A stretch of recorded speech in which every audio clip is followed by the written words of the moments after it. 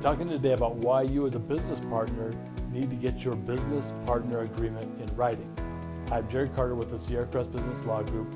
We consult with a lot of people who are business owners and they have a partner and they don't have their agreement with their partner in writing. And a lot of times these consultations take place after a problem has already arisen. Sometimes a lawsuit has been filed, and it's clear in retrospect that they needed to get their agreement in writing, but it didn't happen. So I want to give you 3 reasons right now why you should do this before the problem comes up. Number 1, there are scenarios where you have an honest, good faith business partner here, an honest, good faith, straight up business partner here. They come together and they believe that they strike an agreement as to how their partnership is going to work, but partner A has one thing in her mind and partner B has another thing in her mind. They heard it differently, and they didn't have a meeting of the minds, and they wouldn't know that until they actually go to put it in writing, and then it becomes obvious. But if they didn't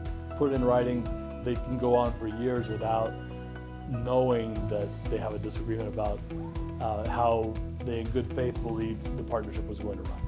A second scenario, which is also very common, is that 2 good people come together and they strike a deal as to how the partnership is going to work, and it turns out to be an incomplete deal.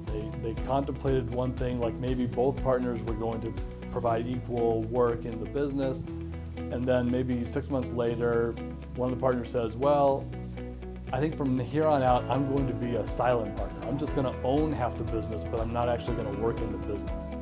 And it's just a scenario that they hadn't thought about what's going to happen if one of the partners stops actually working in the business. And so you have a lot of incomplete understandings out there as well, because they never took the time to put it in writing. They never thought through all the possible scenarios. And then number 3, the one we all love to hate, some people that you go into business with turn out to be very slippery, and the deal is always changing and evolving, and you can never pin that person down on what the deal is. And those are the people, when you go and say, let's get an operating agreement, let's put our agreement in writing, those are the people that say, yeah, that's a great idea, and then there's 1,000 reasons why it never happens.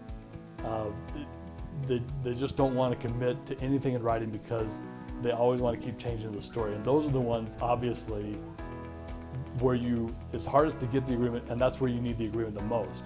And the situation that unfurls is that you start down the path with that person and you're in it, and then you just kind of think, well, I can't pull out of it now, even though they're not giving me an agreement, and it just gets worse and worse and worse.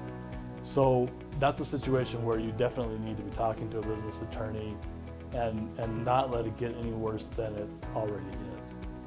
So if you have questions about your partnership agreement, we'd love to answer them. We're the Sierra Crest Business Law Group. Give us a call.